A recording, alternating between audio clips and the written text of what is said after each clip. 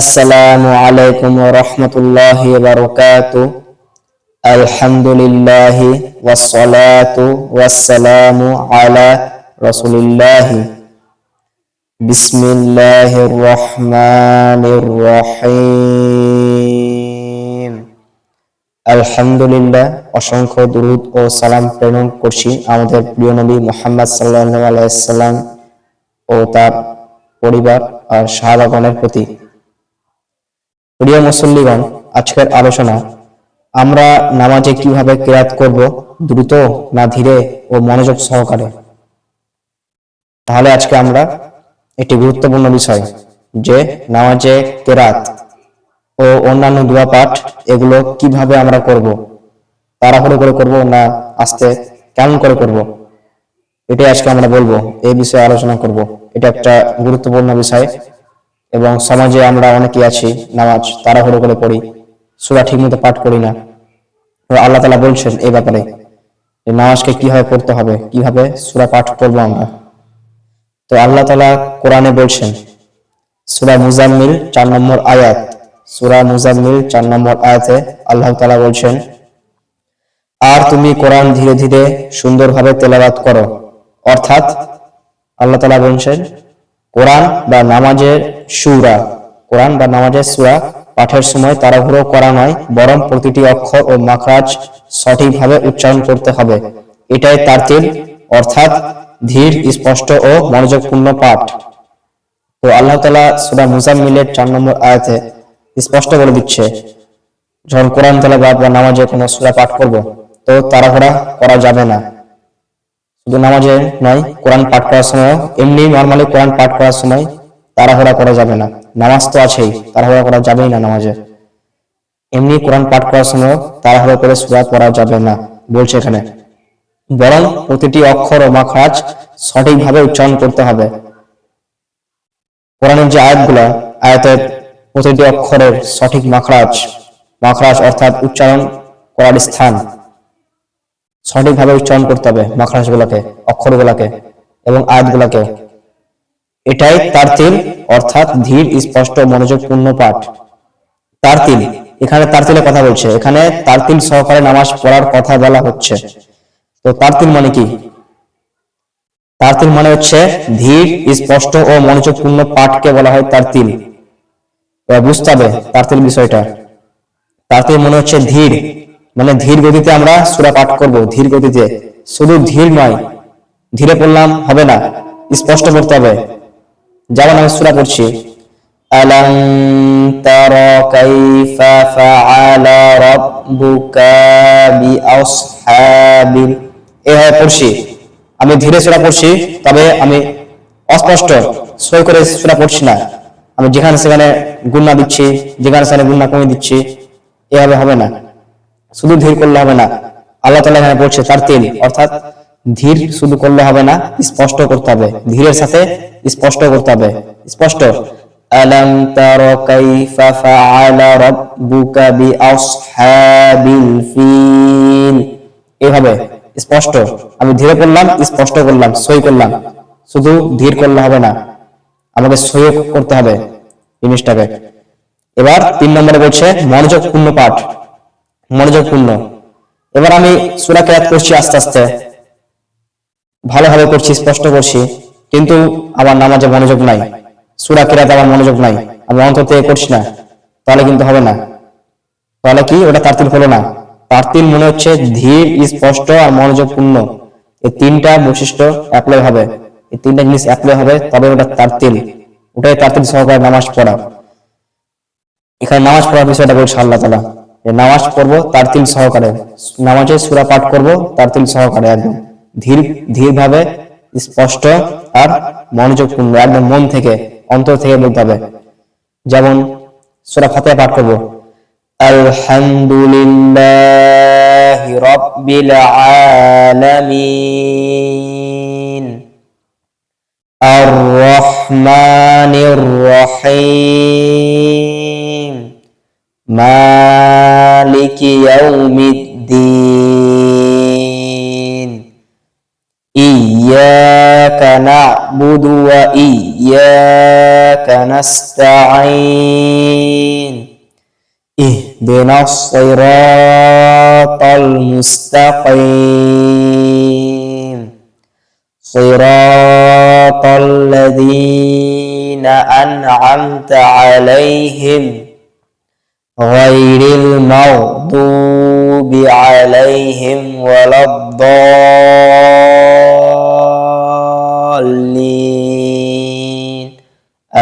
آمين بسم الله الرحمن الرحيم قل هو الله أحد الله الصمد لم يلد ولم يولد ولم يكن له كفوا أحد এভাবে আস্তে আস্তে পড়তে হবে এভাবে আস্তে আস্তে সূরা তেলাওয়াত করতে হবে আমাদের নামাজ পড়ার সময় এভাবে আস্তে আস্তে ধীরে ধীরে স্পষ্ট আর অন্তর থেকে মনোযোগ দিয়ে একদম অন্তর থেকে এটাই হচ্ছে তারতিল তো সূরা মুজাম্মিলের 4 নম্বর আয়াতে আল্লাহ তাআলা এটাই বলছেন যে কোরআন বা নামাজ পড়ার সময় আমরা তারতিল সহকারে সেটা পড়বো আমরা এখানে বলছে এমনকি আল্লাহ তাআলা আরেক জায়গায় বলছে সূরা আল মুমিনুন 1 থেকে 2 নম্বর আয়াত নিশ্চয় সফল হয়েছে মুমিনরা যারা তাদের নামাজে বিনয়ী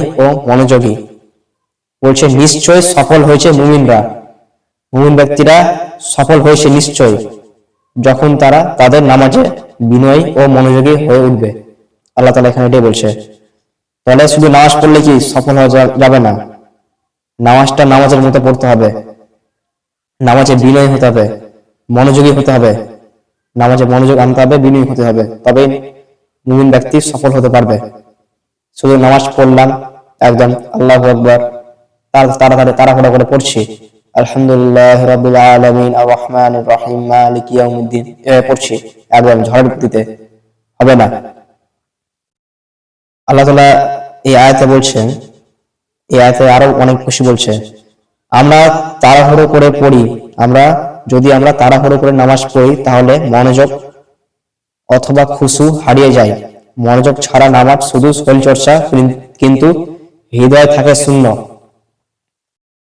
তাহলে এখান থেকে আমরা এই কথাটা থেকে বুঝতে পারছি যে তাড়াহুড়ো করে যদি আমরা নামাজ পড়ি তাহলে নামাজে খুশু হারিয়ে যায় খুশু অর্থ হচ্ছে মনোযোগ নামাজে মনোযোগ হারিয়ে যাবে তাড়াহুড়ো করে পড়লে তাহলে নামাজটা কি শুধু শরীর চর্চা হবে কিন্তু হৃদয় থাকবে শূন্য আমি তাড়াহুড়ো নামাজ পড়লাম মনোযোগ নাই নামাজে কোনো মনোযোগ নাই আল্লাহর প্রতি কোনো নাই টান নাই তাড়াহুড়ো পড়লাম তাহলে কি নামাজটা খালি শরীর চর্চা হলো কিন্তু হৃদয় থেকে গেল শূন্য অন্তর থেকে আল্লাহকে পেলাম না আমি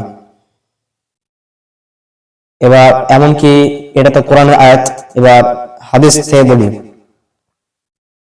হাদিস হচ্ছে আবু দাউদ 1465 নম্বর হাদিস আর তিরমিজি 2927 নম্বর হাদিস নবী মুহাম্মদ সাল্লাল্লাহু আলাইহি সাল্লাম এর কিরাত ছিল মাত সহ ধীরে ধীরে টেনে টেনে পড়া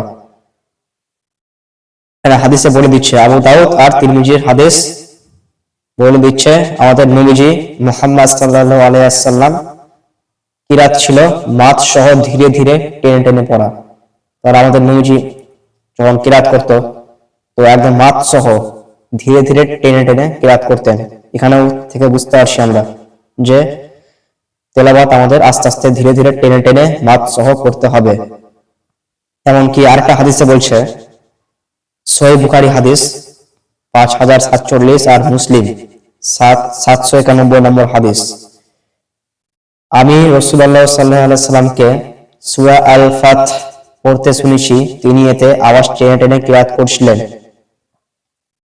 তাহলে এই হাদিস থেকে আমরা বুঝতে পারছি যে নবীজি সূরা আল ফাত পড়ছিলেন তো ওই সূরাটা তিনি আস্তে আস্তে ধীরে ধীরে টেনে টেনে কিরাত করছিলেন এটা হাদিস থেকে বুঝতে পারছি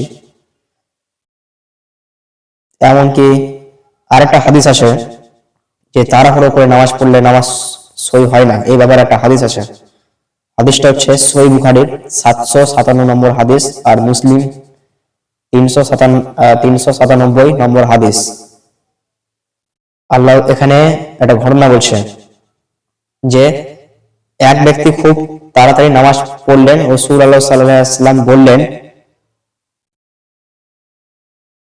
এবার এখানে একটা ঘটনা বলছে যে একবার রাসূলুল্লাহ সাল্লাল্লাহু আলাইহি ওয়াসাল্লাম এর কাছে এক ব্যক্তি আসলো, এবার আমাদের নবীকে সালাম দিলেন।